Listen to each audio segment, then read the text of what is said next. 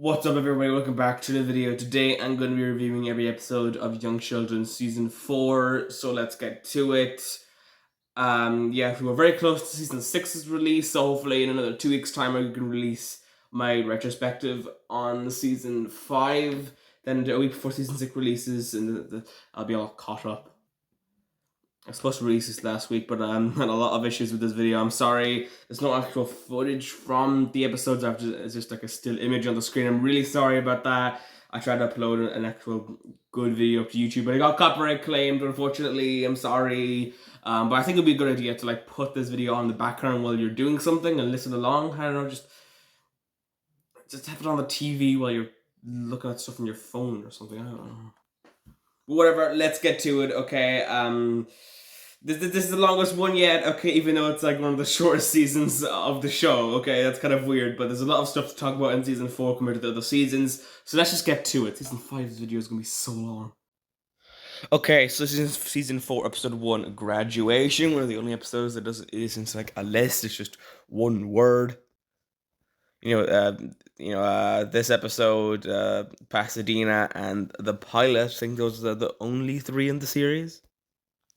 Now, this one is a special one. It was supposed to be the season 3 finale, but of course, COVID fucked everything up. So this is the season 4 premiere, and it was a pretty good episode. Okay, I mean, it was pretty serviceable as a pilot to the show. Like I kind of feel like it wasn't that bad that season 3 ended in the way it did. Like it did kind of feel like a finale. I'm kind of glad. I'm really glad that I didn't end on like season 3 episode 20, which definitely wouldn't have felt like a season finale. And this is supposed to feel like a season finale. It was a good finale leading off in the Sheldon going to college thing, and yeah, this would have been a good season finale as well, but it's fine as the season 4 premiere. I did really like Sheldon and Missy's relationship here. I do kind of feel like it was a bit weird how we picked up Missy, even though she probably helped him out the least out of everybody, but whatever, it's fine, okay? Like Missy's, the face that Missy makes when Sheldon picks her, pretty surprised. Okay, it was pretty inspirational, okay? Sheldon actually had a good speech. It was really, really nice. This is the last time we see the high school, and I kind of feel it was a little bit dark. This one scene where Principal Peterson was trying to calm a kid down for presumably getting pregnant, and then of course Sheldon barges in, and of course he has to say this at the most inappropriate of times, but saying that protection is the most important thing ever. Yeah, I didn't really know why she was crying when I was younger, but now I completely understand. Also, Dale in this episode is trying to be a good person, I guess, and it kind of weirds Mima out, uh, like not getting a beer and wanting to see Grace at the graduation, and Mima's all up in the air about that. Whatever, it was starting something that they kind of dropped for 3 episodes and they picked back up in season 4, episode 5. Kind of weird. Whatever, it's a good finale. Okay, I really love this one. It's one of my favorite episodes of the show. Not my favorite episode of the season, though. This season has a tremendous start, okay? And there's not much I can say about it. It's pretty good. Season 4, episode 2, I think the best part about this episode was the opening where Sheldon did his top 5 of news stuff from his childhood. I thought that was a fun little opening for the episode. Yeah, I mean, it was pretty good. Now for the actual episode, the plot where Sheldon works at the train museum was all right. Okay. Of course Sheldon corrects everyone right in front of the owner of the train museum, and he doesn't really like that. He eventually gets fired, and with the actual train museum owner, I just can't. I just don't think that his hair is real. I know this is a little bit of a nitpick, but is he wearing a wig? I just can imagine him bald. Okay, it's just so easy. His hairline is so far back. Jesus. It was fun. Okay. Sheldon rings the bell in front of customers and keeps giving them facts.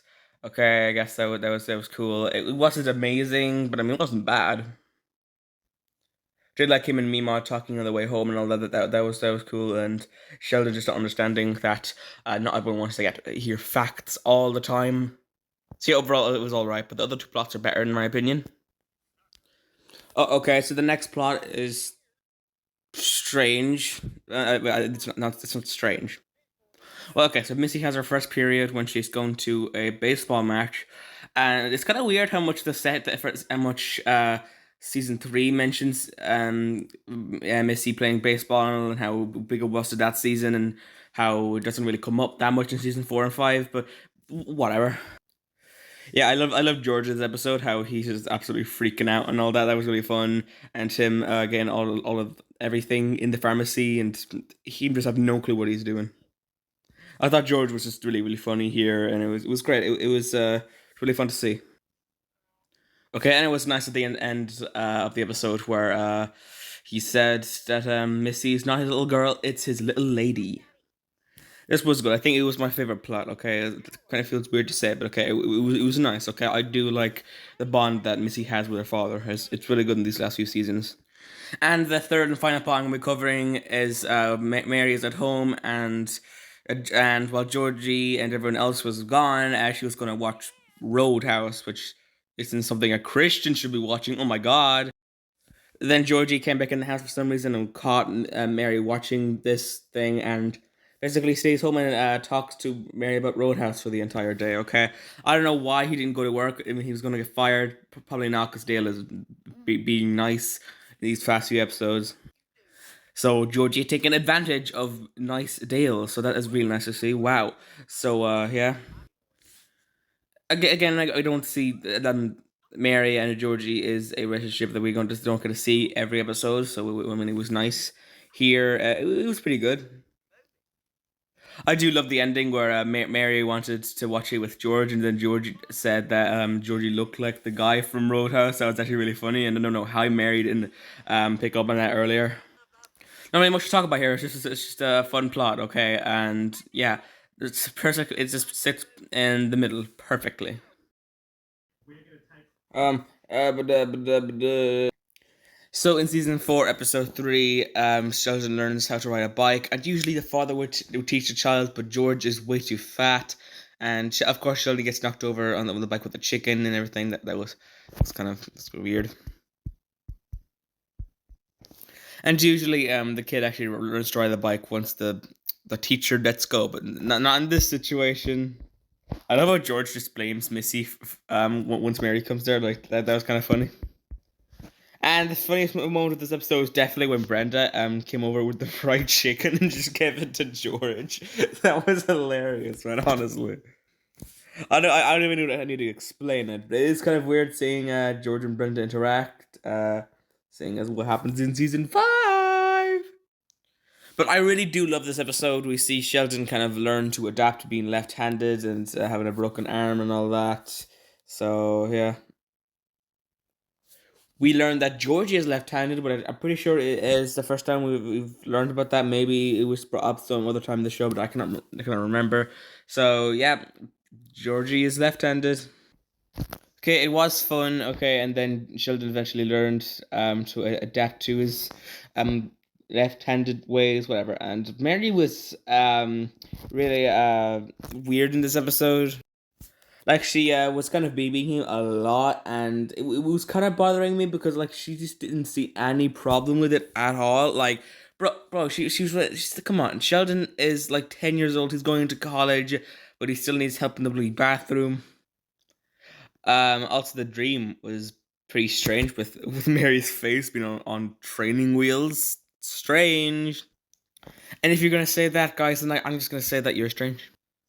I like how Sheldon just gets really angry at Missy for a bully spelling mistake. Seriously. Although not quite as good as season 4, episode 1, Graduation, I still just do think this is a pretty good episode. Like what everyone writes on the cast is actually really funny as well. With Billy just writing Billy. Season 4, episode 4, Sheldon was going to go to stamp camp, but it was cancelled. So, he has to go to Bible camp. Now, I know it's space themed, and I just have this one nitpick. Sheldon says that Jesus was a carpenter and not an astronaut, but then again, Sheldon doesn't even think Jesus exists, so I'm just confused about that. So I mean, he doesn't even believe Jesus exists. So, but he's saying that Jesus was a carpenter. Okay, okay, Sheldon. Okay. Well, we see Paige here again. So she has another new look because every appearance of hers lately has a new look. Did like Billy in this episode how he was literally eating the wire and he thought it was licorice. Pretty sure that was pretty dangerous if he actually ate it. That's that it could be deadly maybe, but who cares? I do like the initial part with Sheldon and Paige, them kind of interacting and stuff, and them uh, competing for that Bible bookmark. It was actually pretty fun when they stared into their eyes and just instantly stuck up their hands, and they're literally the only ones who didn't get into the circle. But I just want to ask, how does Sheldon know all of the disciples, all the stuff like that? Was he listening in church? Really? Well, I guess his mother does go a lot, so maybe Sheldon was paying attention, but whatever. It's just kind of weird how he can keep in information like that. I know he has an eidetic memory, but it's still weird. We also kind of need to continue the plot line of Paige kind of rebelling against her parents, kind of, and going and getting lipstick and stuff like that. And I'm pretty sure, it's, wait, no, this is actually this episode where she got sent to Bible camp because she got caught with cigarettes. So yeah, that again, she's getting worse in that kind of line. Although the interactions aren't as good as they were in the previous episode, because I think that the part with Paige and Sheldon in the previous episode, with I mean, of course, season 3, episode 12, were really really wholesome. That's where the whole Sheldon getting making a hot beverage for his friends at a time of need came in, and it was really really nice. But all it led to in this episode was Sheldon getting punched in the face. So Sheldon stays up all night studying and then comes back at Paige and decides to kind of compete with her, but then she just doesn't. Like, and that was actually kind of funny. She just doesn't try to compete with Sheldon at all. That really got him angry. Then he tried to annoy Paige, and I actually really love the ways that she got back at him, like what with Sheldon copying everything Paige said, and then she just tried to. She said that she was accepting. She said, "Okay, I cannot speak." Well, if you've seen the episode, you know what happens. Okay. Also, the piece of hair that's like going down on Sheldon's forehead, like just one of them. Well, actually, no, two of them. I mean, it reminds me of me when I just try to style up my hair, and then in the video, I just don't even notice that just a few of my hairs are just it's like putting downwards instead of like to the side. It's really annoying with me me looking back at it, and it's probably gonna annoy you. So sorry. But yeah, the last episode with Paige ended with a heartwarming ending, but this again ended up with Sheldon getting punched in the face, and I do kind of like Missy's reaction afterwards, how she was like recapping the whole thing for Mary. Like that was really really funny in my opinion. I do wish we got to see it, but I mean it was still fine. Sheldon's eye was very very purple. Second time he got punched in the face in this show. He got punched by Missy in season 2. It's kind of a bit annoying on this other side though, because Sheldon was so supportive to Paige last time, and now he just kind of brings up Paige's bad family situation, and it's just kind of sad to see. But whatever, this was a pretty good plot. Okay, I really enjoy watching this episode, along with all the other Page episodes. Whenever a Page episode comes along, I'm pretty excited because they do always are very interesting. Okay, with Page's ongoing storyline and Sheldon's interactions with her. So I just spend 4 minutes and 20 seconds talking about the first plot of this episode. Haven't even touched the second plot. Jesus bloody Christ, man. Georgie gets a van, and George is not very big fan of it because it has a bed in it. Kind of surprised that George just kind of does let Georgie keep the van. I mean, of course, he doesn't let Georgie live there, but I mean, if Georgie did stay in the van, I mean, things could go wrong. I mean, okay. Spoiler alert for season 5. Skip it on 10 seconds if you haven't watched season 5. But yeah, Georgie then ends up getting pregnant Georgie's girlfriend ends up getting pregnant in season 5, so it goes wrong anyway. So I don't know why George and Mary didn't just force Georgie to get out of the van. Okay, having grandkids at their age is not very good, so I don't know why they're not really acting more serious. Of course, George does not want Georgie to stay in the van, but I mean, this is just weird. Also, do you know that Georgie just got his own car in season 5 somewhere? I mean, he had definitely got his own car by season 5, but like I didn't really know that. Okay, it's kind of weird how they just skip over Georgie getting driving lessons and all that. I mean, that was just kind of strange. Like they don't even mention it. Just one episode in season 3, Georgie's just able to drive, and that's just it. I mean, did you ever mention that Georgie was able to drive? That's my question. Then he has his own car in season 5, and I wasn't really that surprised, to be honest. I mean, he lived on his own, so it made sense. Whatever. Yeah. My favorite part about this plot was George's pulling up to the Boggs' house. By the way, Jana's surname was Owens, but now it's changed to Boggs for some reason. I don't know. It's a bit weird. Why don't they just stick with Owens? Whatever. I kind of like the name Boggs a little bit better though. And Mr. Boggs' reaction to just seeing the fully bed, like that was just hilarious in my opinion. Also, Mary coming up to give Georgie dinner was kind of sweet. Okay, and then George in the morning just having orange juice in his hands after he heard Georgie literally scream in the middle of the night because a rat climbed into his bed. That was hilarious as well. Georgie's hair is pretty messy right now.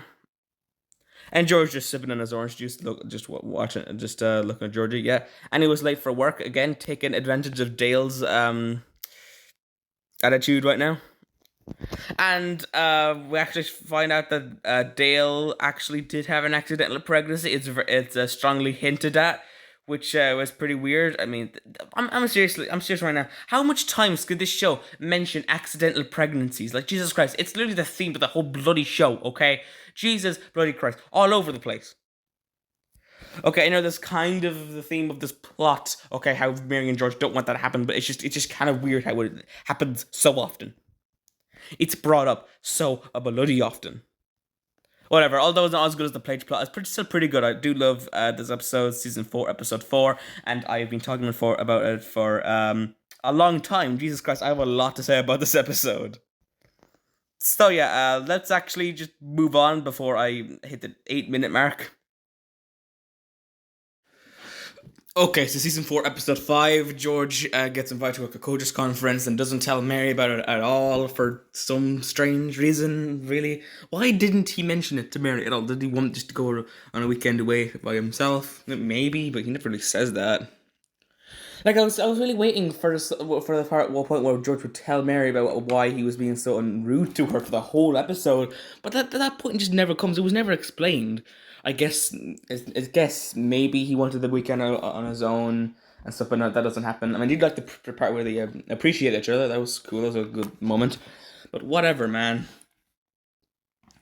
I'm just kind of feel sorry for Mary for this whole episode. It's kind of annoying, okay? Because a lot of the series, George is more sympathetic, especially in season 5. Okay, George is the more sympathetic parent in the situation. Okay, he kind of gone through a lot of stuff in season 5, but in this episode, he's just pretty annoying. And so Wayne and Charlene go out on the trip as well, so that's cool. Also, Charlene is apparently Missy's teacher, and that was brought up in season 5, I think. Or wait,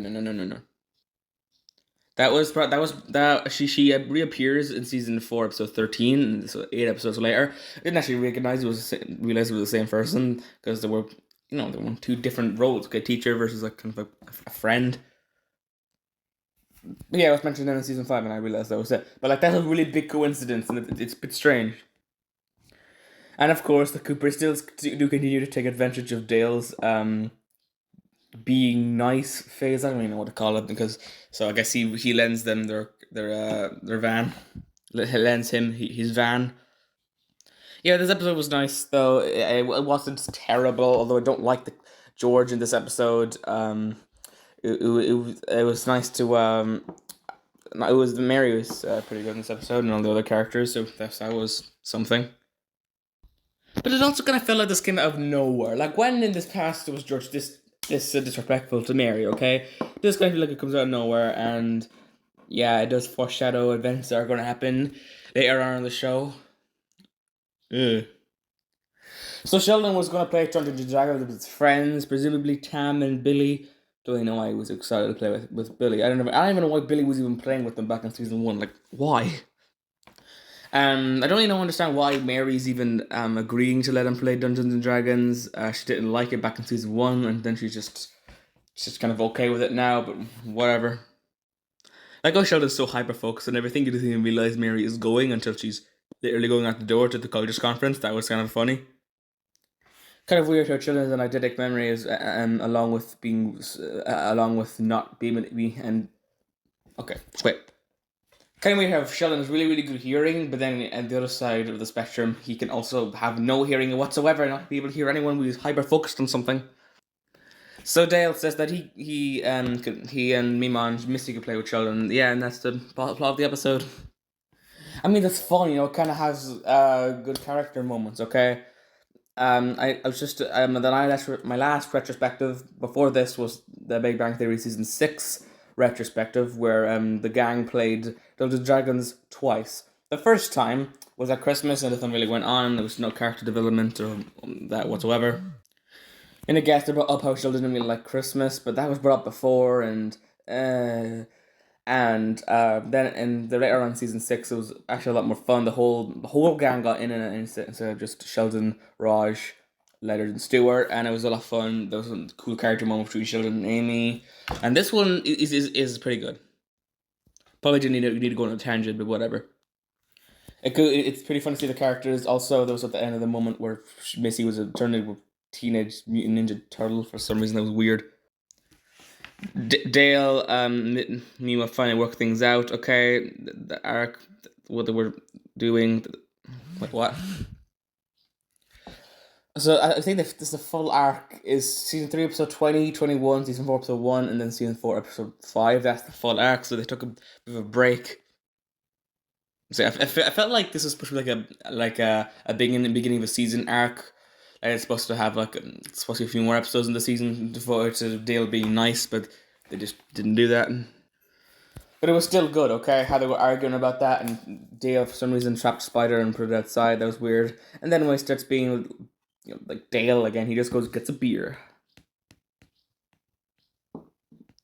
So good plot, and also it only takes up like a third of the episode. So the whole Dungeons and Dragons thing doesn't even get really boring. And also these young children episodes are usually shorter than Big Bang episodes, so it's fine.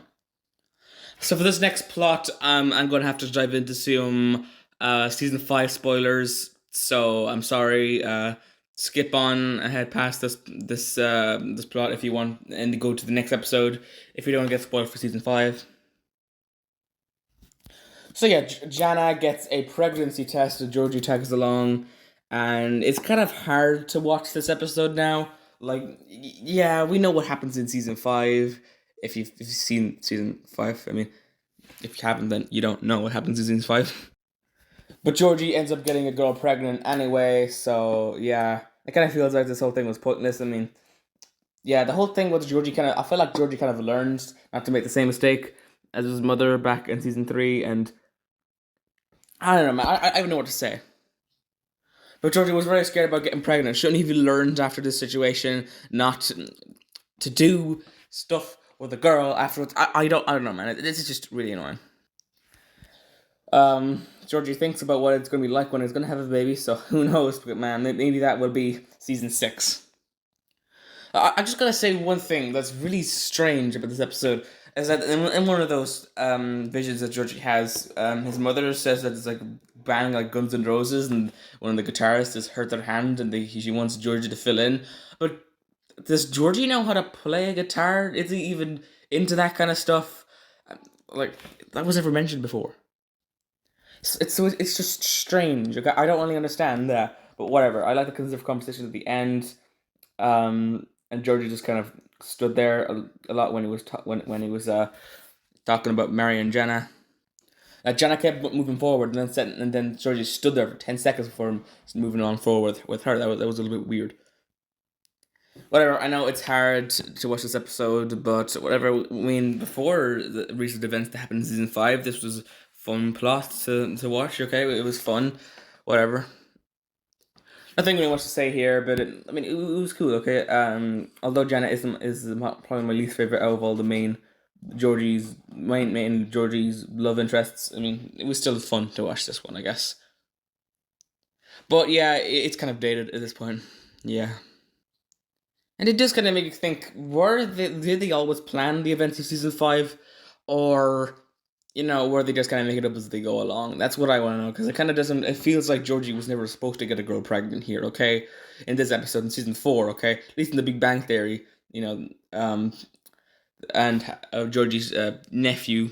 Not Sheldon's nephew was ever mentioned, because they hadn't even started working with Sheldon yet, so I can understand that. But kind of weird how they just make this episode, and it kind of feels like the events of season 5 just shouldn't even happened. But whatever, moving on. Okay, so season 4, episode 6. Sheldon goes into his high school, college, graduation, and his mother drives him there, but he's not allowed to do anything else because Sheldon doesn't want to be seen with his mother. And things done very they go very well here. He gets stung by a bee, gets Slurpee spilt on him, and he rips his pants off. Does not go very well at all. It's just so fun to keep cutting back to Sheldon of the worst time in the world, honestly. Jesus Christ. Then we hear in this college room that the professor saying that they're a part of elite squad or something, and that they should be really proud of themselves. And Sheldon just walks in with sellotape strapped around his trousers. Jesus Christ, man! Yeah. They should be really proud of themselves when they're stuck in class with a weird, stupid kid. So yeah, good job, Sheldon. Are you proud of yourself? Whatever. This was really fun. Okay, just it was great. It was great to see a lot more of the college here as well. And this is literally the episode before he goes to the college. It's kind of weird how he doesn't go in there first at episode 1. The first day is actually in episode 7. So while Mary got kind of pushed aside by her son, she went to a coffee shop and she met Sam. So yeah, if you don't know who she is, she was one of the Sheldon's project partner for in season 3, episode 15. So she returns here, so I mean that's cool. And they go around hanging out, I guess, which is a bit weird. I mean, it's strange. If you saw someone like that in a situation, like kind of someone who's older than you that you kind of knew, would you take them out and show them around campus? I don't know if I would. But you know what, Sam? You do you, and everyone thinks that Mary is a college student for some reason. I mean, I'm not really complaining about this, but it's really weird. It just really look like a college student. In my opinion, no. But you know what? Come on, college students, you do you, okay? She doesn't even keep the secret though. She tells them as well. Okay, so yay. So I mean, it was pretty strange, to be honest. But I mean, it was still fun. Just a few little plot holes. I guess it was all right. So I don't understand. Well, how do they think that Mary was a college student? That does not make any sense. And George is helping Pastor Jeff set up a baby crib in his house because we're continuing the plot line of him having a child. And it's kind of weird how Robin doesn't appear after season 3, episode 17, or not, episode 19 at all. Like, we see Pastor Jeff a bunch, yeah, sure. I mean, he's one of the main recurring characters. We don't really see his son much though. He's kind of mentioned a bunch. It's kind of weird how this what plot points the show focuses on. Focuses on George helping Pastor Jeff put together a crib, but doesn't really focus on him actually him Robin giving birth or anything like that. Well, I guess the Coopers wouldn't really be there, so I guess it's fine. And you can kind of see a little bit more of George's thoughts on the whole having children thing. He doesn't really like it. Kind of see a little bit of sadness there, and we'll kind of see him unload to his co-workers in a couple of episodes and how he's not really that happy. So a little bit of foreshadowing right here. So that's nice. Almost a little bit of foreshadowing. This is the third plot out of 4. There's 4 plots in this episode. God damn it. At the end of the episode, George and Pastor Jeff actually rode on George's motorcycle. That was pretty weird. It wasn't just random though. There was a bit of foreshadowing at the beginning of the episode where George was yelling at Georgie for try to start the motorbike. Might be in a reference to season 12 of The Big Bang Theory with Howard's moped, or maybe just a reference to Howard's moped in general. Because in season 12 episode, Howard got his moped again. Okay, that was cool.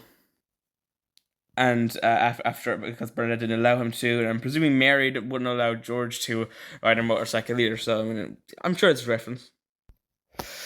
And also, there's a plot with Mima. Dr. Sturgis rings Mary at the beginning of the episode and tells her that he's going to take a job at the Super Collider. I don't know why I didn't mention that at the end of this, at the beginning of the retrospective for this episode. But I didn't for some reason. Whatever. It was pretty cool. And of course, this is just because of COVID. Dr. Sturgis had to leave. And it does kind of affect the rest of the season, kind of, because Dr. Sturgis doesn't really appear as much. Well, I mean, he does appear in 6 episodes. It's a third of the show, third of the episodes, which is good. But he's only on phone calls. He's not really important to the plot at all. Like, if you remove Dr. Sturgis from each of the episodes, except for 2 of them, I'm pretty sure it would just be the same. Like, you could remove him, the plot wouldn't be the same. It would be the same. Okay, it's fine. He's not important to any of the subplots at all. So, yeah, for me, throughout the episode, I was kind of annoyed that Dr. Sturgis didn't just tell her about him going away. But then, I mean, she gets a letter. I mean, that's cool. She's kind of cranky towards the episode. Okay, and then Missy comes over, and we can update on her status with Marcus. Okay, how that's going on. That will eventually lead into the end of the season 2. Not of the end of the end of the season 2, to the end of this season, whatever. Apparently, Marcus went away from the summer, and he actually told Missy, which does kind of annoy me, ma. Whatever. If I was gonna pick a favorite plot, I don't know, man. They're all pretty solid here. I don't really know how to pick a favorite, man. They're all pretty solid, okay. But none of them are really, really good. Okay. Gonna learn from my mistake last time, okay? At the beginning of the episode, Dr. Linklater contacts Mary and says that he can be looking after Sheldon in college. So yeah, this is the beginning of Dr. Linklater actually becoming a full recurring character. He's made like 5 appearances in the past few seasons, but now he's actually become a recurring character, and he will be there for a few episodes at Sheldon's college. It's kind of weird how wasn't really existing. He's kind of just a recurring character. Didn't really interact with Sheldon. Was more like interacting with Mima, but it's cool. He's a professor that knows Sheldon, unfortunately. So yeah, that missed it. He made a big mistake at season 3, didn't he? Whatever. So yeah. I don't really like how we just instantly cut from the dinner scene to Sheldon going to college. Isn't that really weird? We didn't have Mary and Sheldon interact in the car, or Sheldon even go in, really.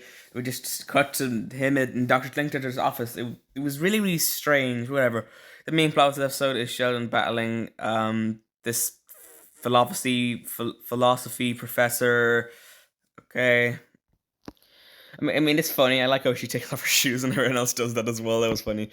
But we don't actually really get to see it on screen. Sheldon just tells us that happened. So, I mean, no proof. I mean, her voice sounds nice. I also like the sign she had on her door that was like a little riddle or whatever. It was like kind of wordplay there. That was really funny. It was good. We do get to see Mima take Sheldon home at the end of the episode as well. So yeah, and we also get to see Mary take Missy home and George take Georgie home. I think at the parallels how Sheldon's compared by the philosophy professor. Missy's is and talking to Mary about how much of a good day she had and everything, and George was just listening to music. That was just awesome. Oh man, George trying to interact with his son. Brenda and Mary actually spent a lot of time together in this episode, which is cool. It was established that they were friends they kind of became friends in season 3, episode 21. But now we really get to see it, and it's a bit strange. Okay, yeah, okay. They really do lean into the Billy being stupid thing in this episode. I mean, he didn't even realize his name was William at the beginning. Jesus Christ. I read that the name Billy anyway. Billy. And he didn't understand that his homeroom wasn't the same as his bedroom, whatever. It's kind of weird seeing them interact. Like, I don't know, it's a little bit strange. Okay, they have 2 different personalities, but I think it kind of works a little bit well. Okay, it's fine. I'd rather Sheldon's battle with his philosophy professor, which actually continues on into the next episode. So, in season 4, episode 8 is a direct continuation of this previous episode, as I said. Sheldon is having an existential crisis. Oh, wow. It's kind of funny, just him is just questioning absolutely everything. Because, see, Dr. Sturgis here, that's cool, but even he doesn't convince Sheldon to get out of bed. I do kind of have a problem with how Sheldon just didn't believe anything Professor Patterson was saying. He didn't have a dream where he was a butterfly. He just believed it. Wait, really? Like, couldn't he tell that was a dream? I don't know, man. But, I mean, I guess it was still funny. Not even the Texan thing worked, because usually when Sheldon's in some sort of existential crisis or something, Mima does just that Texan thing where she's like, oh yeah, Texan will get back on that horse or whatever. But the chicken makes Sheldon get out of bed. Oh man, that was actually really, really funny. He doesn't want to break his arm again. Yes, this was cool, okay. I got to see Dr. Linklater and he interacted with Connie, and then they all storm Professor Patterson's office and tell Sheldon to kind of stop it with the whole existential crisis kind of thing. Then later on in the episode, Sheldon kind of embraces those different types of psychology. Professor Patterson actually makes him realize that there's more to that he can discover loads of stuff about life and all that, but this is kind of a little bit weird. Okay, so she said there's no way to prove anything, okay? But scientists have been able to prove stuff in the past, right? I mean, I'm not a scientist, but this is just kind of weird. People have already explored all this stuff about science, which she's saying that Sheldon should do. So wasn't Sheldon already doing what he's going to be doing now? I don't really understand, okay? I don't get it. But whatever, okay, it's really fun, especially when Sheldon was breaking the rules, and then Smithy said he could do more than that, and then he just pulls his leg up and he falls off the couch. That was hilarious. People getting injured. I just love loads of like montage in this show where it just like bounces the different clips and stuff, and it's just great. Okay, I love those parts in the show. It's some of my best moments. And there was a funny scene at the end where he was going to quit on physics and stuff and science and all that, and the song was playing, and there was like bubbles and Dr. Linklater's office and stuff, and it was really, really weird. And then all of a sudden he was back on science. I don't understand that, but whatever. I like the song, so I mean, it's a good scene, guys. Yeah. I thought that was a little bit weird. This episode is a little bit weird, but it does the job right. Okay, I think it was a quite an enjoyable one. Wasn't as good as the last episode. I think there's a few little plot holes here and stuff, and the stuff I don't really get about Sheldon. But it's fine. Okay. Anyway, on to the subplot. So Georgie is skipping classes and instead is working. And he even misses out on football practice, okay? And George is even more angry about that because he really wants his kid to play football, okay? For some reason. This kind of reminds me of season 2, episode 8. Oh my god, the same episode 2 seasons ago. What? Where Georgie got a new job and didn't really care about football practice anymore, and this is kind of the same thing, just kind of on a larger scale. Okay, he's literally went out on football practice to work and all that, and it's kind of weird. Also, George gets a job in that exact same store in season 5, which kind of it's a bit strange. Now looking at it, I think he's kind of angry at Georgie for working there so much. And this is the episode where we learn that George isn't actually happy, which kind of a sneak peek into his life. We fully do kind of learn that he isn't really happy anywhere, which is kind of sad. Okay, I mean he's made a lot of sacrifices for his family, and yeah, I mean his family is happy, but he isn't. He didn't succeed in become a football player. He's hoping that his son will, and so yeah, kind of sad in a way. And yeah, there's just tying a lot to season 5. This episode definitely it contributes to that a little bit. Whatever. I think this plot means more for the series. But I don't know which one I like better because this wasn't the most entertaining one in the world. It was kind of a rehash of one in season 2. But I mean, it was a lot more important than that one was in season 2. Like George didn't keep his job at Herschel's place for that long. So, season 4, episode 9 ends up kind of being a little bit important. We get the introduction of President Hagemeyer. I guess we got mentions of her in the past. Okay, whenever like Dr. Sturgis or Dr. Linkletter mentioned their boss. I mean, they were talking about President Hagemeyer. And she kind of ends up becoming a recurring character in season 5. In season 4, she does make a few appearances as well, but not as much as season 5. She is basically the president of the university, and that's it. So she tries to make Sheldon go to dinner with a bunch of like colleagues and stuff like that. Not colleagues, like a benefactor who's basically just a furniture salesman. And Sheldon doesn't want to do that. Does that sound familiar to you? It is kind of copied from Big Bang Theory season 4. Yeah, I know that's season 4 of the same bloody franchise. Season 4, episode 15, Sheldon, President Seipert tried to make Sheldon go to that kind of benefactor crap at the beginning of the episode. Then it moved on to Leonard dating an elderly woman. But whatever. We'll get on to why this plot really doesn't make any sense and how it shouldn't really be here. Well, I guess in a way it makes sense, but they really should have done it differently. Whatever. So, George spends the most of the episode trying to convince Sheldon to go to the dinner.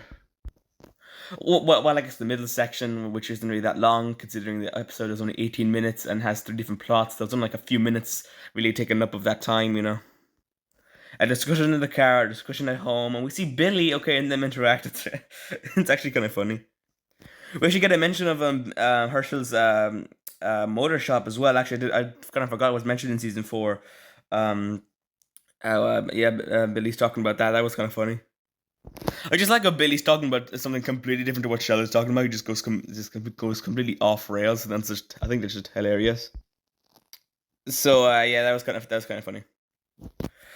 Sheldon goes to dinner and meets with the benefactor, and he actually shakes the guy's hand. Oh my bloody god! And he just talks about how I don't know, science. I just like this. I just like to say, "Oh yeah, tell me more about how tell me more about how Albert Einstein's life was a whole lie." I like that. Okay, and then Sheldon ends up getting really angry with him, and he just loses it, and then at the end of the episode, he gets the college gets the money, and George gets his paycheck, and Sheldon gets a non static lab chair. I'm sorry, what? Okay, so Sheldon just gets no punishment for just exploding at the guy. Okay, like what? That doesn't even make any sense, right? What? Okay, this is stupid. Why is Sheldon so against going to one of these things in the Big Bang Theory if he actually had a good experience with it today when he exploded at that guy and he actually got an anti-static lab chair? Shouldn't he be going back? Shouldn't he just agree with Seibert and go and talk to rich benefactors in the future? Like whatever. Maybe there'll be another experience in young Sheldon where he actually gets punished for the actions that he did. But I do not like the ending of this. I like the other parts of the episode, but not this part at the end. It's weird. I don't understand why he donated to the college anyway. Whatever. It was really, really stupid. Whatever. Yeah. It was a bit disappointing, to be honest. Okay. So the other plot in this episode, well, there's 3 plots. This is the second plot, guys. Well, what? Missy wants to go to a school dance, but Mary doesn't let her. Now, I'm just gonna ask this question. I don't want to get into religion here because I just don't want to, but I just have to ask: why the hell do Baptists not allow people to dance? To dance, like what's wrong with it? It's dancing, okay? I'm not gonna say I want to dance all the time, especially for the people. But why are people not allowed to dance? It is something so stupid. Like why? Well, I just do not understand. Yeah, okay, we're not gonna into it here, but it's stupid. Okay, Missy's again in a bad mood, and Georgie shows her some movie or crap, and at the end, Georgie convinces Mary to let Missy go to the dance. But the thing I don't like about this episode is that we don't even see the dance, okay? Wouldn't that be actually kind of cool? Okay, I would love to see the dance. It's obviously because they'd have to hire a lot of new actors, okay? Because we've never actually seen Missy School before, so there'll be all new ones. But, like, come on, man. We've only seen Missy School Life a couple of times. This would be great, okay? I would love to see Missy, maybe I don't fall into peer pressure and actually maybe dance a little bit. It would have been nice, okay? It feels like we get all hyped up for just nothing, okay? We don't even see the dance, we see all the probably hype before the dance. That's like having a Star Wars, Clone Wars episode about everyone preparing for a battle, and then the next episode, the battle's bloody over and we don't even get to see it. Like, I don't understand. Whatever, it's stupid, okay? Whatever, it was fine. It had a few problems, but it wasn't bad. I do really wish we could see the dance, though. Okay, plot number 3. Mima and Dale go to Dale's grandson's wedding. I'm pretty sure it's grandson's wedding. Maybe it was his son's wedding. I don't know, either one. And we see June again, and she brings um a young man. This is a bit weird, okay? I liked the discussion about pros and ice cream. I thought that was funny. I don't really know why Mima got so angry at June for trying to upset Dale at the wedding. Like, I don't know, man. I thought that was kind of obvious, okay? Like the divorce. I mean, why does Mima even care? Also, Mima gets angry at Dale for being mean, even though I mean, she wanted him to be mean at the beginning of the season. So, Mima, can you just make up your bloody mind? Like, that's what I'm thinking in this episode. Like, bro, like 4 episodes, you're just like, I'm getting angry at him for being really nice. Make up your mind, god damn it!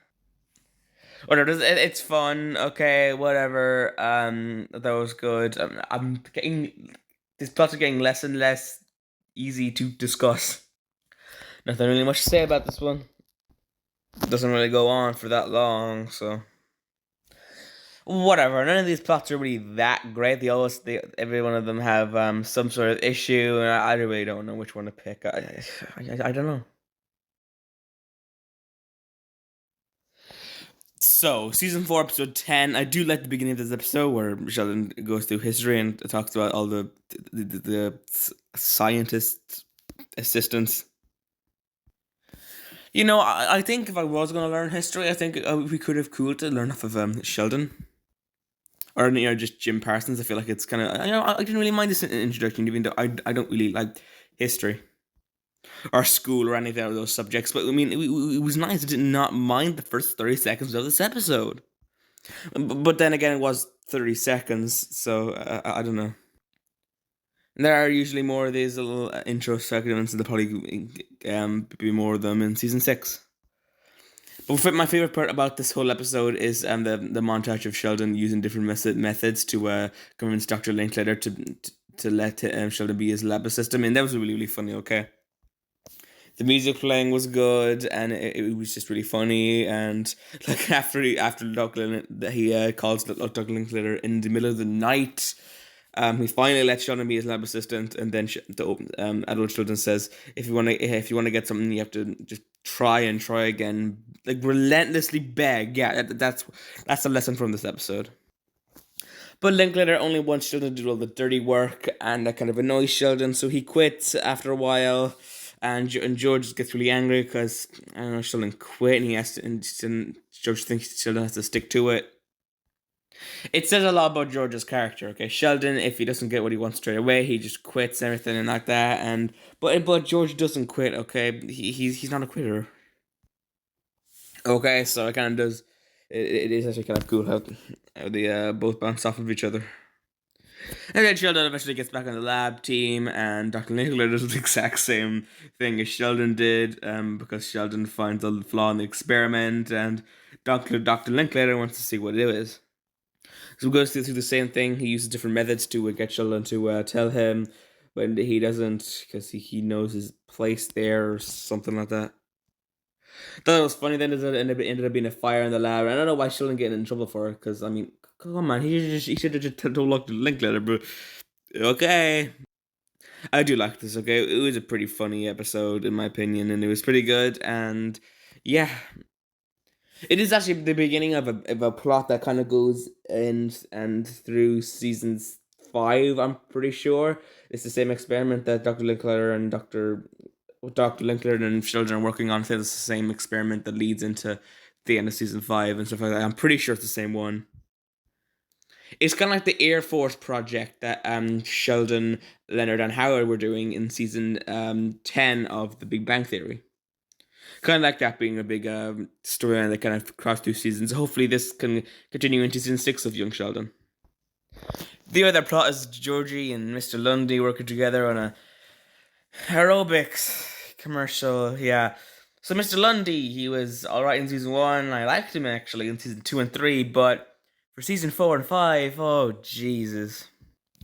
I feel like they just kind of force him in here, okay? Like I feel like the other seasons, and they put him in here just not because they wanted the Mr. Lundy episode. It's just because, I mean, whatever, they just wanted to reuse the actor. That's fine. But here, like for season 4 and 5, it just kind of feels forced. I feel like they just wanted Mr. Lundy to be in every season, and I know he was going to be in season 6 at this point. I was really hoping that he wasn't going to be in season 5, but oh god, he was. Whatever. This is just not good. I mean, it's better than season 5's plot. Guess that's something. It's not that great. Okay, I kind of feels a bit of cringe at the beginning with Georgie and the weights and all that, and yeah, I didn't expect Mr. Lundy to have like 80% of the profit or whatever, but he did, and yeah. And I really thought it was going to be the end of Mr. Lundy episodes because it kind of tells his life story afterwards after this episode. At the end of the episode with them going with David Hasselhoff, and is that after season 5, his first season 5 episode or not? I don't really know. I really hope it's going to be the end of that series of Mr. Lundy episodes, but no, whatever. I do not like this episode. I like this part of the episodes. It really drags it down. Okay, the Dr. Linkletter and Sheldon episode, a part of the episode, is a lot better. Season 4, episode 11. Apparently Sheldon still hasn't been in college for that long. Like a month, maybe. I don't really know. To be honest, time in Young Sheldon passes a lot slower than in the Big Bang Theory. But whatever, Sheldon needs to find friends and stop bothering like Dr. Linkletter because Dr. Linkletter is getting really, really annoyed. Do you know what's kind of sad when Dr. Linkletter just kind of had it with Sheldon, just kind of yelled at him, kind of, and I mean, he didn't yell, but he was just telling him to leave him alone. I cannot believe I'm being emotional over this. Fun fact: the person who is in the Professor Proton Club at the end, who just wanted to study, he actually ends up returning in season 5 and ends up actually becoming Sheldon's friend. So, I guess a lucky coincidence to show, but in real life, it was just reusing an actor. I think it's Darren that was there. Honestly, I kind of get confused. With Oscar and Darren actually, which one is which. Whatever, it's fine. Like I'm going through loads of clubs and stuff. This is this I guess is one of the only episodes that mentions Star Wars, so I guess that's a pro. So yeah, I mean it was cool. I guess loads of club stuff. I like the leader of the debating club was just really, really confused. All around, just a good episode from Dr. Linkletter as always. He just gets so annoyed with Sheldon, and it's actually kind of fun to watch. Also in this plot, Georgie gets a pager, which is kind of old technology now. I don't really know how it works. It buzzes, and I guess he picks up the phone. I'm confused. Do we know its purpose? Is it so that he knows that the person is supposed to be calling him? Or he wants someone to call him, so why don't they just ring the house? Or maybe they don't know his phone number, but how do they get that? Then how do they get through to his pager? I really don't understand at all. But that doesn't really matter, because Georgie does lots of these chores for this old lady for some reason. Yeah, whatever. So I guess he just doesn't have the courage to tell the old lady that he doesn't want to do any of the chores for her. It doesn't really feel like it's in Georgie's personality, okay? Missy says that he should just top, but Georgie just doesn't. I mean, is this really in Georgie's personality to go off this far? No. Now I think if the girl that Georgie was interested in showed up earlier, then that would have probably given more of a reason to continue on here. He stayed for dinner because he liked the cute girl, but it's kind of weird. I mean, the last episode with Jana was really when she was getting a pregnancy test, so we obviously know that relationship has gone a long way. Now we haven't seen her since then, so at the time of this episode's released, we could have maybe presumed that they broken up. They broke up, but no. She's seen again in like another 5 episodes or so. So maybe they break up during this time and then got back together, but I don't think so. So like, what the hell, Georgie? You had a bloody girlfriend. Okay, this is probably would have worked better if it was like this time next season. Well, actually, in season 5 to 11, he does actually meet a girl who was very important to the plot of that season. So, yeah, I really do wonder if this old woman actually even has a grandson in the first place. She just kind of feels like she's using Georgie to do chores and all that. Evil bitch. Whatever, the old lady or her granddaughter were never seen again. So whatever, I'm presuming that Georgie never actually got into anything there or anything. So yeah. So after the events of season 4, episode 9, the third plot of this episode is Mima and June going to the casino. You know, she brought Sturgis, she brought Dale, now she brought June. Okay, she goes here every single season. Except season 5, I don't think she went there in season 5, actually. But I mean, she kind of ran her own gambling room in season 5, so it's excusable. So June and Mima go gambling, right? And it's still fun to see them interact, okay? June asks Mima about does she regret saying no to Dale's proposal. Okay, and I think it was actually kind of interesting here. Okay, she did take a minute to answer, although I don't think she wants to get married. Of course, she does have to think about it, and maybe she does kind of regret it a bit. It would be cool if someone asked the same thing about if she regrets Dr. Sturgis saying no to Dr. Sturgis as well. But no, it's all about Dale. Whatever. I feel like after season 4, the whole the Connie and Mima and Dale thing, kind of goes a little bit old. Okay, it was fresh in season 3, and in season 4, it wasn't. There was some new stuff in the relationship. Okay, and it didn't really feel stale. But in season 5, it did kind of start to feel it's stale. Whatever, we'll talk about that in season 5. Okay, this was a pretty good episode. I like this one, like Mima and June getting drunk and drunk calling Dale at the end of the episode and then being hungover. That was really fun. Okay, oh yeah, I love people getting drunk. Okay, season 4, episode 12.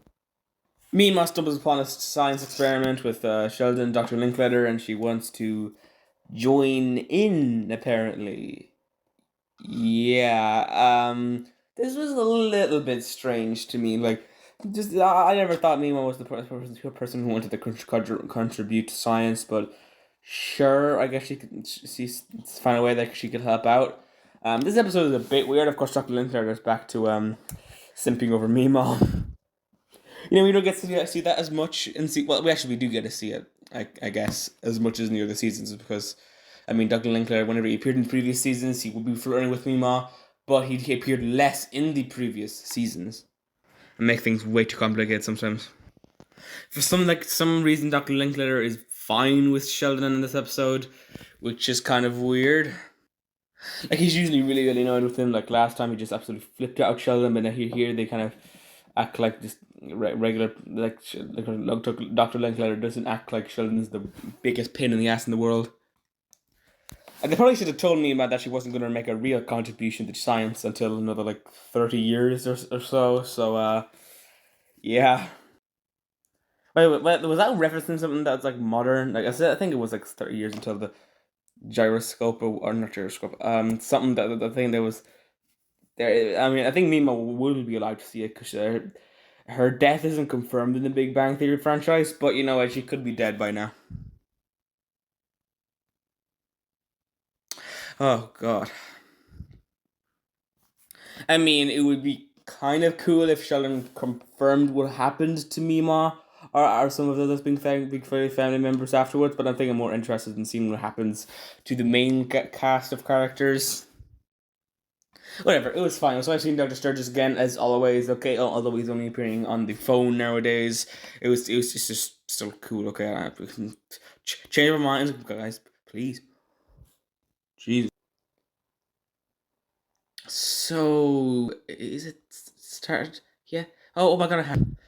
Okay, so Georgie's finds some Sheldon's tests in a box in the garage, and yeah, he saw some people in school. We actually see Tam again, which is pretty cool. Okay, well, he's seen 3 times in season 4, and none in season 5. What? None in season, no appearances in season 5. That's season 5. That's just weird. Wherever, we get to see a high school again. I mean, I guess that's not really a big surprise. It does appear. It does appear kind of regularly in season 4. I mean, not nearly as regularly as in the first 3 seasons, but it's not a big surprise. So I see Tam again, Mr. Givens, and Miss Hutchins. So that was cool. And they were making out, so we can presume that they're now a couple. So yeah. And I'm just going to kind of take a moment to say that this season's been focusing a lot on Georgie as in these subplots, aren't they? Like, definitely towards the middle of the season, which is kind of weird.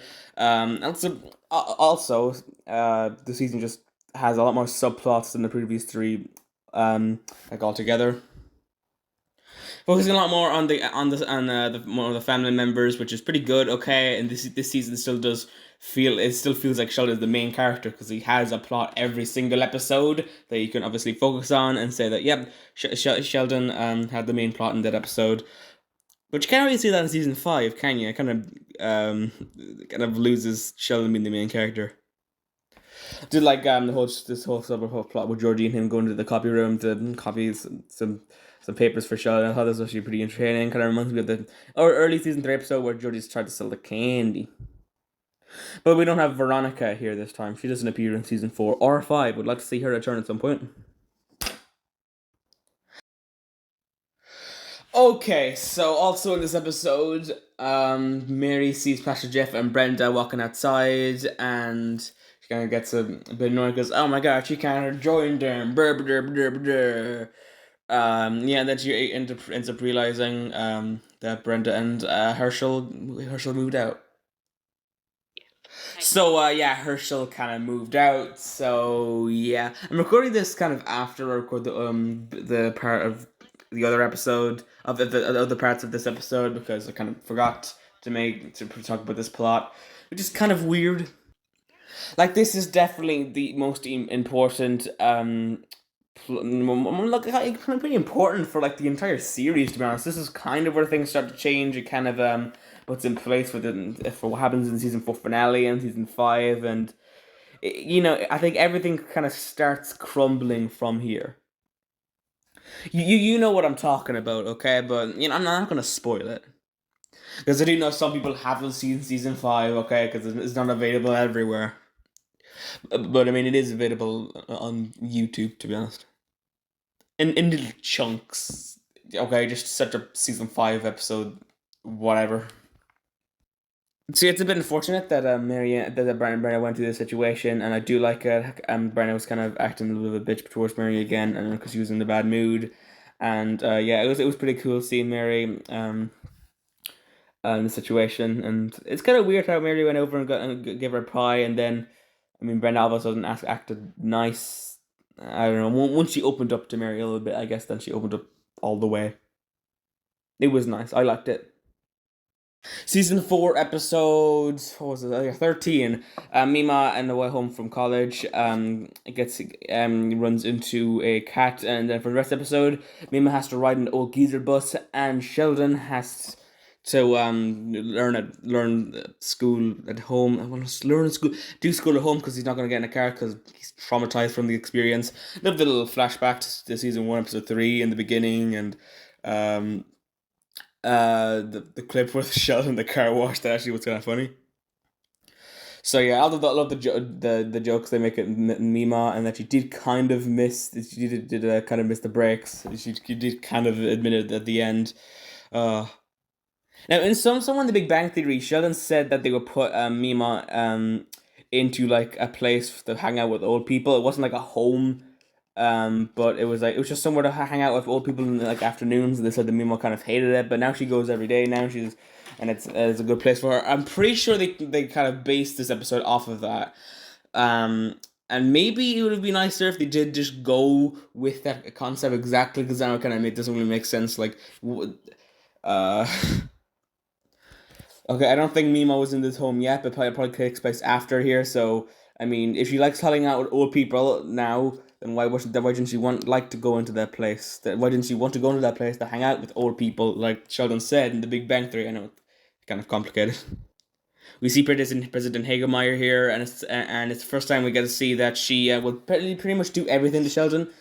It's kind of obvious that she doesn't really have any children of her own. She even put in the second phone line and everything. Like, Jesus. And I'm just saying, this is incredibly unrealistic. They would have contacted Mary about the whole thing, right? They wouldn't have just put in a second phone line without telling the parents. But it's yeah.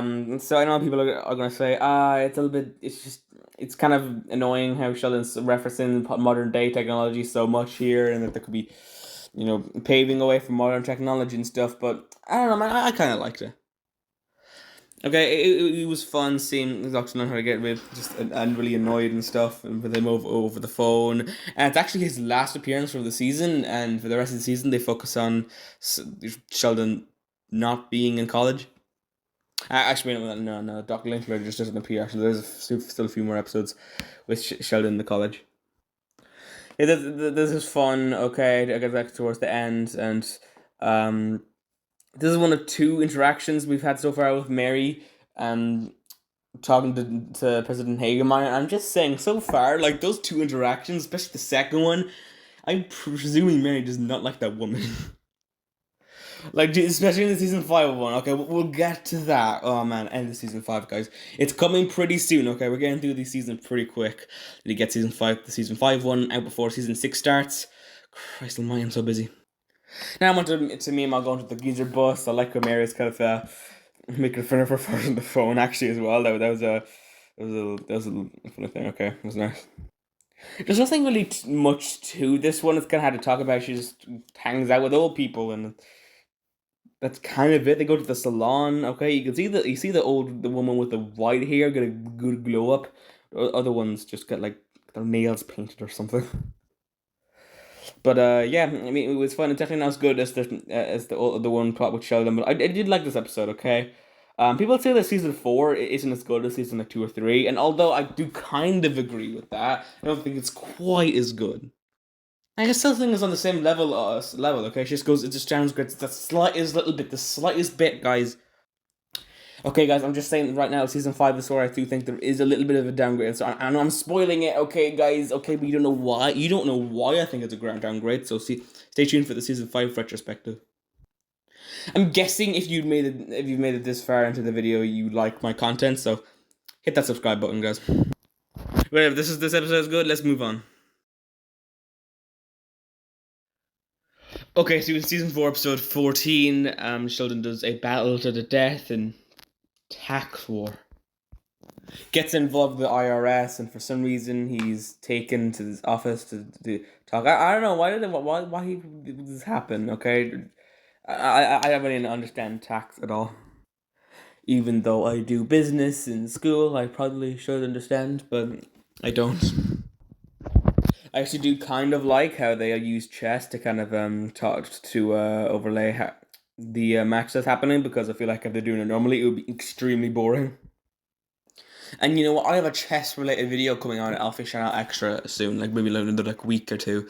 I know that might sound weird, but I'm adding stuff to chess, guys. It sounds weird. I want to add new pieces to chess. So go subscribe to Alpha Channel Extra to see that video. Whatever. So Sheldon blah, blah, blah, blah, blah.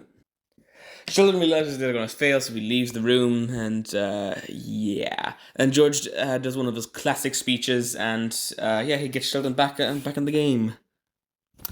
Not one of George's best speeches, but it was great. Okay, I always do love these. They usually do happen every season. This is the big George speech, motivational speech to Sheldon this season. Unfortunately, George doesn't really have these moments where Sheldon is much anymore. But I mean, he does have more moments with other characters. Of course, him and Mary's relationship is kind of getting worse, and him and Missy is a pretty good pair. But whatever, this is a pretty good plot. It was nice. Just kind of like Sheldon sticking around trying to get into the letter. It was pretty good, and yeah. Okay. Also, Missy starts swearing. Not even real swearing. Actually, I think she swore in the first episode, but now she's saying "son of a Mitch." Okay. There's something to talk about here. Well, how is this isn't even a plot really, but whatever. I mean, it's funny. What else will I talk about here? Nice weather we're having, right? Okay. Also, Dale wants Mimo to get a checkup, but she doesn't want to because whatever. There's something about her husband. We're back to a normal plot now. Jesus Christ. I always liked learning more about Mima's husband. Okay, we get information about him in her appearance in Big Bang Theory season 9, back in season 2, in that yard sale, I guess. Well, we get to see the coat he wore, and information dotted about the show. We even learned what his favorite book author is in season 5. Some big information there. But here we actually learn like how it was like for Mimo around the last days of Pop Pop's life. Okay, uh. Went into the doctors and got a checkup, and then like a few months later, he was dead. So I mean, and then that's kind of sad. So yeah, in the end, I do have a colonoscopy as well. Actually, this is Dale's last appearance in the season, so yeah, he doesn't appear in the rest of the season, which is kind of weird. Whatever, man. It was pretty good to see this. I love hearing more about Mima's husband, Pop Pop, of course. As I just said, it was great. And I often do Dale and Mima actually have a heart conversation, okay? Usually Dale is just being a big ass. Okay, like Sturgis and Mima used to have a lot of those heart conversations, okay? It used to be deep. But I did actually think it was funny how Hope Mary had to, not Mary, Mima had to end up getting a colonoscopy at the end. That was actually pretty funny. Season 4, episode 15. This is the last appearance we've gotten of Tam in this season and of the series as a whole yet. I mean, he could appear in season 6. I don't really know if he is going to, though, at this point. I think they might have just gotten rid of him. It is kind of a shame.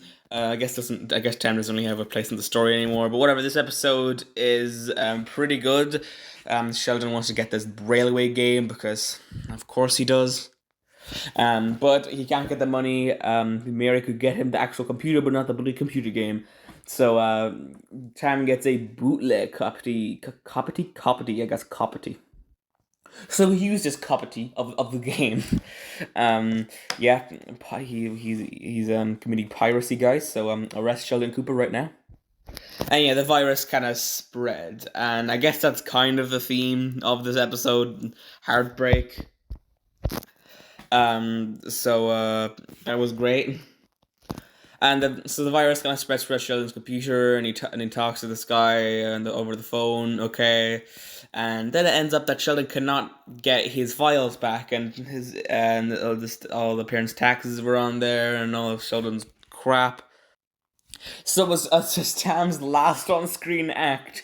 He basically ruins Sheldon's day. He just wrecks his computer by the bootleg copy. That wasn't even attention all that time. So yeah, that's a great send off for Tam. Yeah, rough day for Sheldon. Though we never actually hear about the corrupt Sheldon's computer virus ever again. So, did he get his files back eventually, or did he just move on? It's probably the second answer, but we never know. But it's not like that was super important anyway. It was just that was kind of a plot device, maybe just kind of to so Sheldon can eventually get into squeeze. See, he can just squeeze his way into insulting Billy. Okay, so yeah, Billy's here. You might be asking, why is Billy here? You've probably seen the episode. Why am I asking? Why am I saying I like this? So yeah, of course, I'll get to why Billy is here later.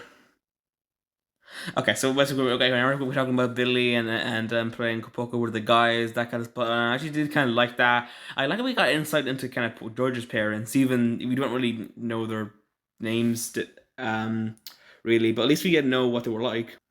We know that they were fighting a lot. Okay, I mean, that's something. Okay, okay. Yeah, I don't know. Okay.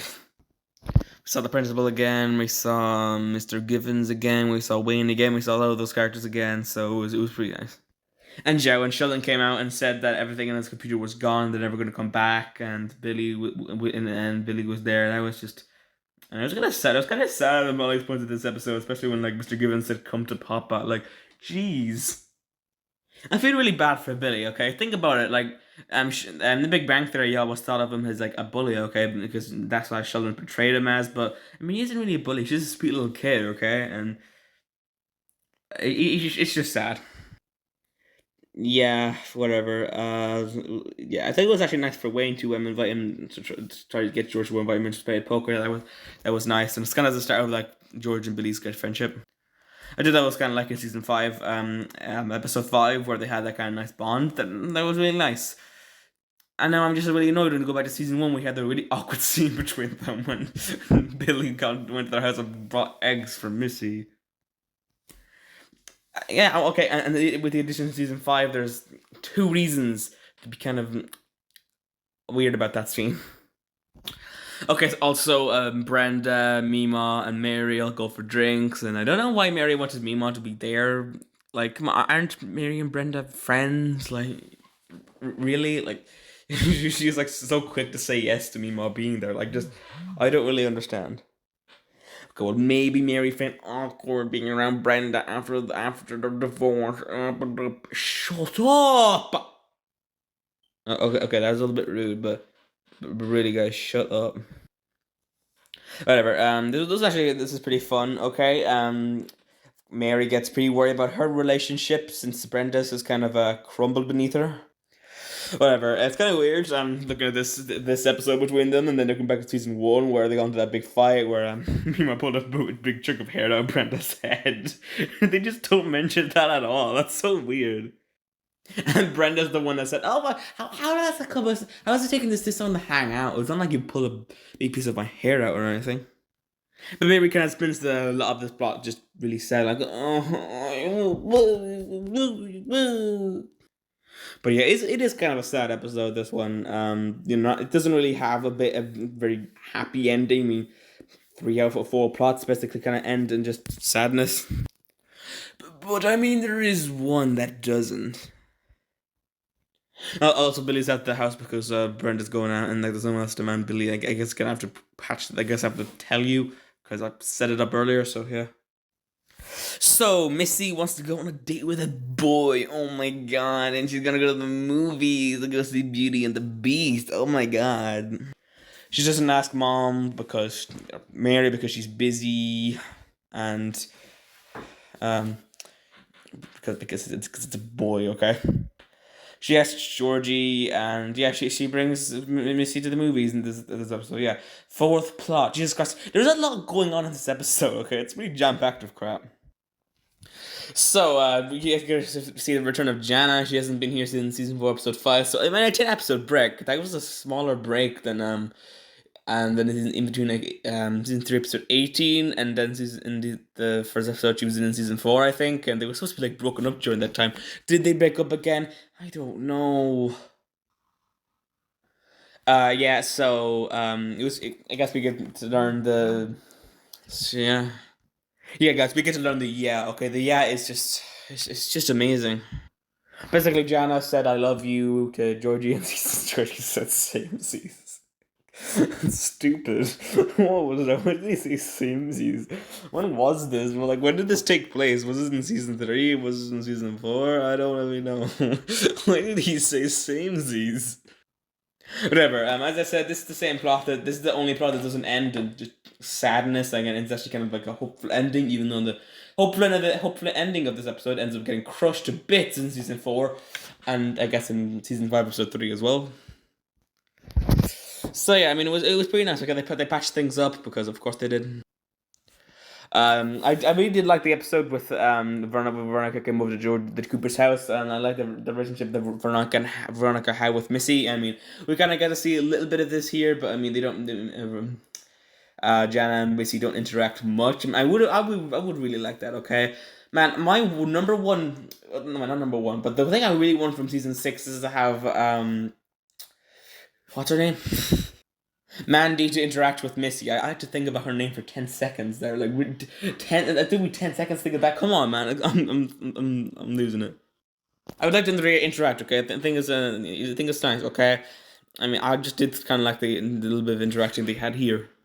So yeah, it's pretty cool. I do really wish we got to see Marcus in the car, though, because we really have not seen much of him, have we, okay?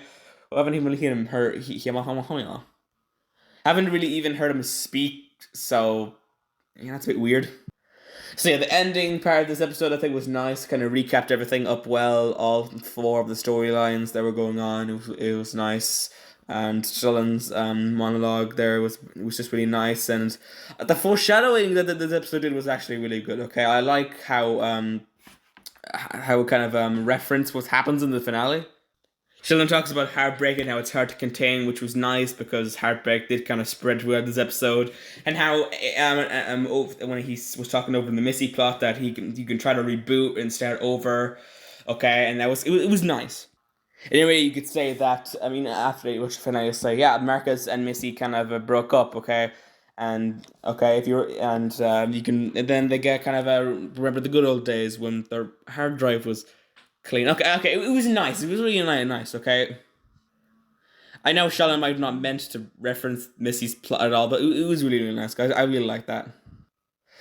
I mean, it had a little bit annoying that Missy getting that their relationship was set up, and then just the next episode and a few episodes later, boom, chicka, boom, boom. It was for nothing. They broke up. Let's go, yay! Season 4, episode 16. Okay, we see the return of Paige again. Okay, she doesn't appear just once in this season. This time it's twice. Oh my god! Wow. So I gotta tell you, okay, I watched the promo for this episode, and I saw this little bit of this scene where Paige was like going to kiss Sheldon. We didn't okay in the promo. You didn't get the context of Paige drawing the marker on Sheldon's face. And I was really excited for some reason about this episode. I was so excited to see how it went, and I still don't really know why. I remember reading the comments and saying, "Oh my god, I hope Paige and Sheldon get together." I think Paige suits Sheldon more than Amy does. Okay, and at the time I hadn't seen The Big Bang Theory, so I was like, okay, maybe. I mean, I don't know how suitable Amy is to Sheldon, but now that I've actually seen The Big Bang Theory, I can conclusively say that Paige is definitely not as good of a fit for Sheldon. But I mean, people have opinions, okay? So, sure, guys, I'll just let you rummage about in the sandpit and play with your action figures. And I'm just saying, isn't it kind of weird that Sheldon Cooper even gets a I guess he doesn't get his first kiss, but like, I mean, technically gets kind of close to his first kiss at age 11. I've gotten nowhere close, and I'm 14, so okay. Anyway, let's just get on the overall plot about this episode to make myself feel better. So basically, the plot of this episode is Paige is coming to Sheldon's university to look around just to make her mom happy, but she doesn't really want to go there. She doesn't want to go there because this university's bad, and then she ends up persuading Sheldon's opinion of it that he thinks is absolute crap. And for some reason, this kind of transitions to Sheldon thinking that he has a crush on Paige. Okay. I mean, I'm just gonna say it. Sheldon acts really out of character in this episode. Like No, okay. Is this really Sheldon Cooper in this episode? The germaphobe that we see in The Big Bang Theory and the germaphobia we see in this show. I mean, he isn't as extreme in young Sheldon, in my opinion. But would Sheldon really even go for a kiss in this stage? Really? Would Sheldon really go there? No, in my opinion. I mean, you might say that maybe this is why Sheldon doesn't like kissing, but no, he's a germaphobe. The reason he doesn't like kissing people is because like the mouth's touch. It's nothing to do with Sheldon's experiences. They didn't need to make up a reason for that. Remember how worked up Sheldon got about germs actually in season 1, episode 13? I think it was season 1, episode 13. It's the one where he wore the mask. So why would he even considering kissing Paige? I don't understand that. Whatever, he talks to Dr. Sturgis, cool to see him again, and he does this questionnaire with Missy to see, oh my god, do you have a crush on this person? Oh my god. Yeah, whether Miss Dr. Miss Hagemeyer, President Hagemeyer. She of course wants Sheldon to get Paige along with them there, but of course she doesn't. I like Georgie and Sheldon interacting with in this episode. Actually, the interaction we had and how they mentioned Georgie mentioned Jana and how she showed up and the shorts that one day and she it was just love at first sight. Sheldon just does not have a clue what he's talking about. I did actually like the part where at the beginning and just Mr. President Hagar just mentioned the name Paige Swanson just and then cutting to the intro. That was nice. The spotlight just stopped showing on Sheldon. No, it doesn't deserve. Whatever. This is probably one more of my least favorite Paige plots, to be honest, because I do like the Paige episodes, and although I did like Paige in this episode, Sheldon really did act out of character, and it really does annoy me. Okay, a lot more than you might think. Okay, I just didn't like Sheldon in this episode. Okay, he didn't act in character at all. Also, how did I not notice how this university wasn't that great before Paige came along? How whatever.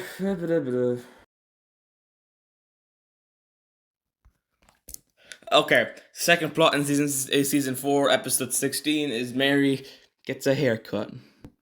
Well, that isn't just it. Okay, I guess she kind of feels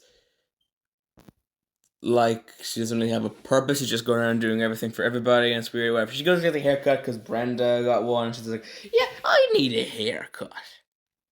I got a new one. Okay, new style like what Brenda has." Where she see Jew in here having in the hairdressers. So I mean that's actually kind of cool. Okay. They used one character who had a role in another few episodes to have a role in this one, instead of creating a whole new character. So yeah, I'm presuming they have met. Okay, I like how Mary just got to the hairdressers like 3 times in like the same week. 2 of the times she didn't get a haircut. I do kind of wish we got to see Harry's. I really wish we got to see Harry's messed up hair. I wish we got to see Mary's messed up hair. Okay, unfortunately we don't actually get to see that. Whatever, she gets started sewing, and that's the thing was really funny when she did actually kind of sew her hair onto like the thing bob, and she couldn't get it off. And George is just really, really confused in this episode about what the hell's going on with her, okay? Especially when she starts sewing. Georgie and George have no clue what's going on, wherever. This, of course, is the least interesting plot about the episode. I mean, there's only 2 plots, but of course the Paige one is what everyone focuses on, okay? But this one, I mean, it's still pretty alright, okay? Nothing really much memorable about it, though. Like, I know because the Paige plot is here and it's to take it away from it, but I mean, it just doesn't really take away from it, okay? It's kind of just a bit generic, in my opinion. Whatever, it's fine, okay? Yeah, I'm pretty sure actually Mary is seen sewing in season 5, episode 17, so she does actually keep up the hobby. So, that's pretty cool. Anyway. On to the next episode. 2 more episodes to the season finale. No, 2 more episodes till we're done. Season 4, episode 17. This is a very interesting episode. We have Dr. Sturgis back here again. He got fired after only like a few months of working. Like seriously, he wasn't gone for like that long. Okay, it was 10 episodes, and for us watching at home, it was like 5 months. Okay, I think. But yeah, Dr. Sturgis, he wasn't gone for that long. Okay, he really wasn't working the Super Collider for that long. I did actually like the interview that he did. That was kind of cool.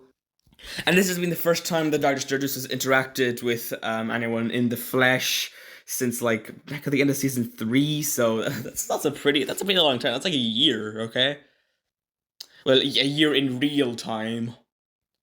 So instead, instead of going back to the university, he starts to work at the grocery store. So yeah, and okay. I actually think this thing was actually kind of funny how Harry was talking about how he actually packed the things into the bag actually pretty well. Whatever. I do actually kind of like this episode. It's actually a pretty good one. Okay, it's one of my favorites of the season actually.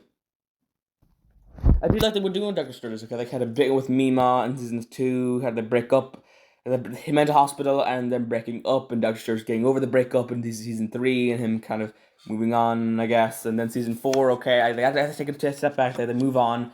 Doctor Sturgis had to get a new job and go away for a while because of COVID, unfortunately. But now, okay, he's taking a break from science, and this actually was a really good setup. Does season 5 continue on that and actually pay it off in any way? I'm just gonna say right now, season 5 is a really big disappointment in the Doctor Sturgis line, but we'll get to that when we get to that, like in a few weeks.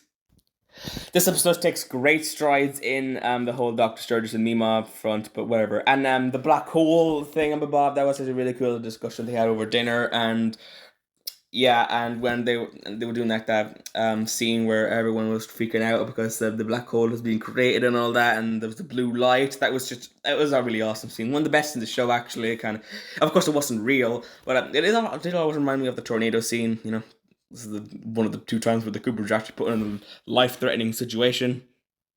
I always thought it was nice. Georgie grabbing a beer and everyone just saying how much they appreciate each other. It was really nice. Okay, I do kind of feel like this is what the characters would do in this kind of situation. It was great. Okay, they are praying for the last like 5 minutes, and it's kind of weird how Doctor Sturgis is here because like it's just like he's not related to them. Like he's not even with Mima anymore.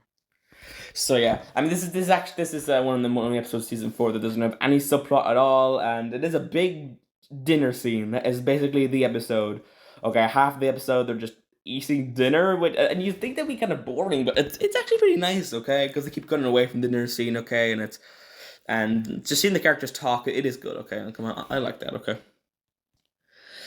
They do make a lot of jokes about like George being a lump and all that, and they have the scene where Doctor Sturgis turns into a cowboy, George goes bald, and Missy's smart, and Sheldon's normal. What? George being a priest? What the hell? This is really, really weird. I remember seeing the promo for this episode, and I was pretty weirded out.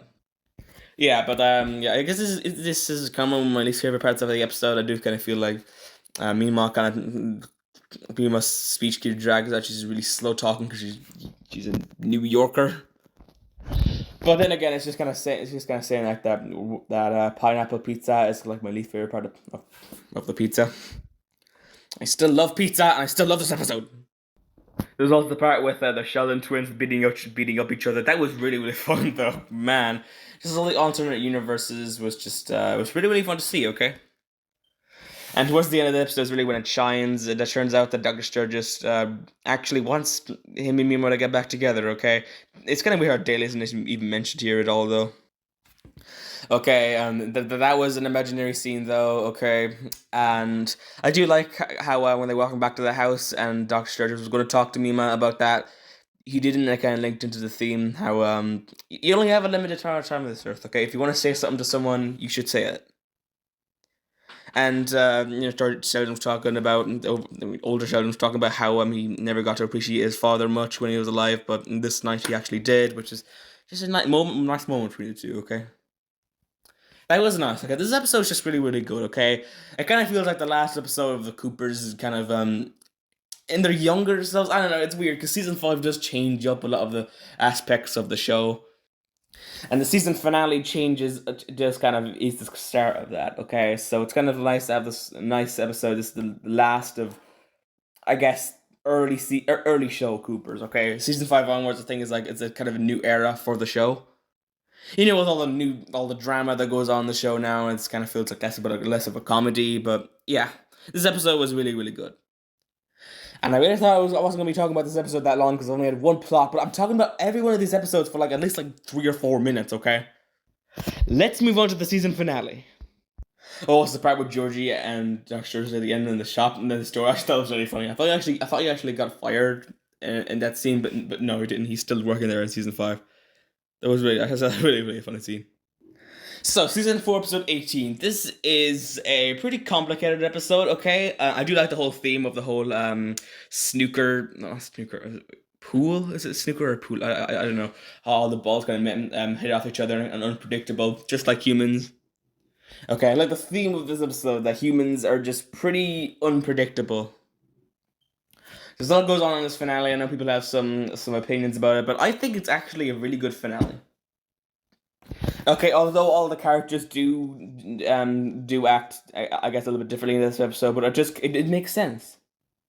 We've seen Missy in this exact situation before with Marcus. I'm pretty sure in season 3 this happened before, but I guess the show doesn't like to reference that, or maybe I'm just like missing something. Wasn't that Marcus who was hanging out with another boy in season 3? So Missy threw an apple at him. If it was someone different, please correct me down in the comments. Like, there's a lot to unpack here, okay? Missy, it makes sense why she's angry, okay? She wants to get Marcus, she was in love,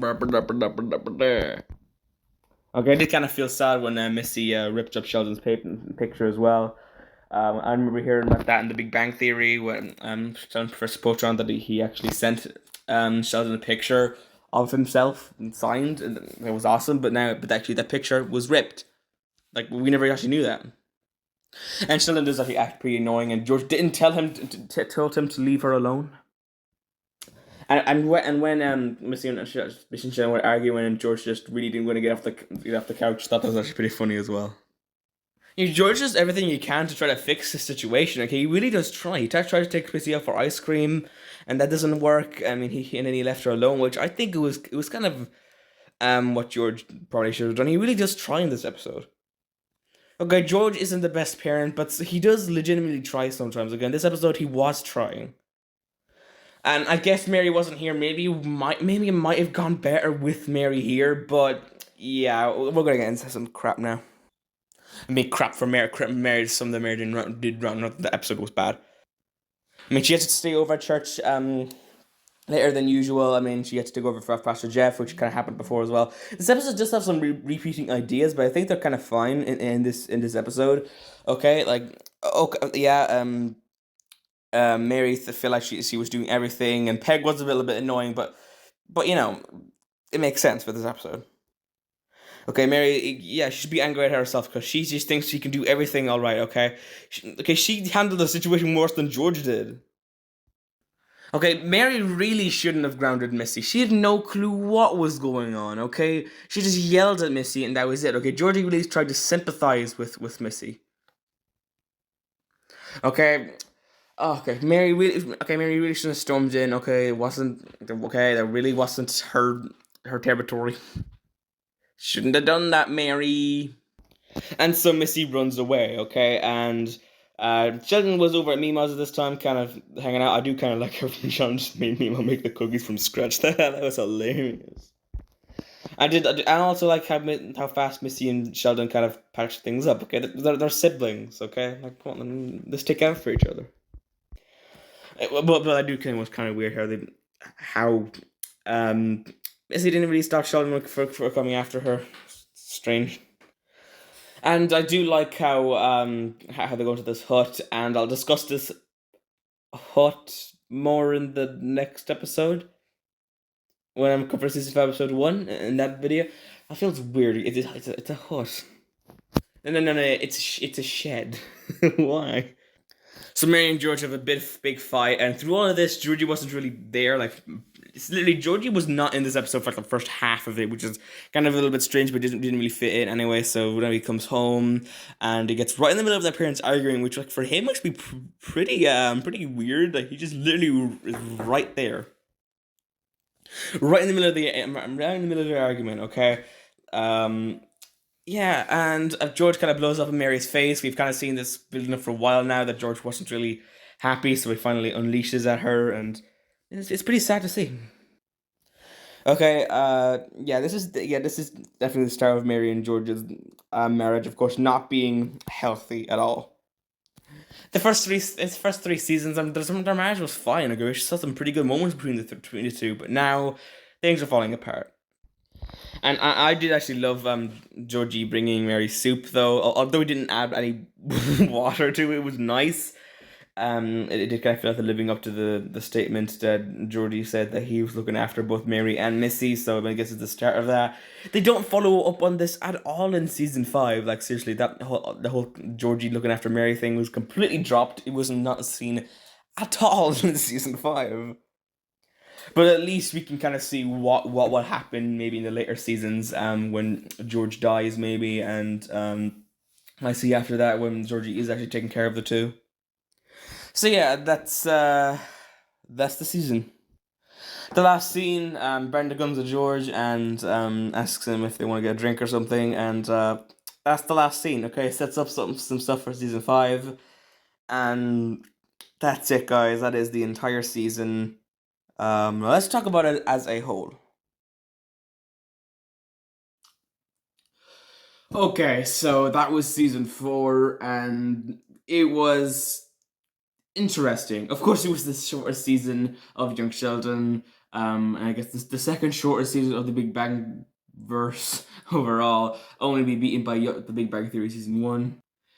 As I said, the finale did set up a lot for season 5, and we'll get to that in another few weeks. But this season overall, I think, was pretty good. Okay, just a little bit short on season 2 and 3. I think that season 4 is a little bit worse. Yeah, I think it started really strong and it definitely did finish very strong. Okay, with the last few episodes being really, really good, and yeah, I think this season did have kind of the first not great Page episode. I mean, yeah, you know what I'm talking about. Season 4, episode 16. Both of those plots, they weren't really that great in my opinion. Okay, I was very excited for season 4, episode 16 as well, so it's pretty unfortunate. Of course, the reason why it's short is because it was because of COVID. And that's why Dr. Sturgis wasn't in it as much. Okay, so COVID kind of messed up with the season, but it messed up with everything. And I think that it didn't really affect the quality of the episodes though. I still kind of feel like they were the same.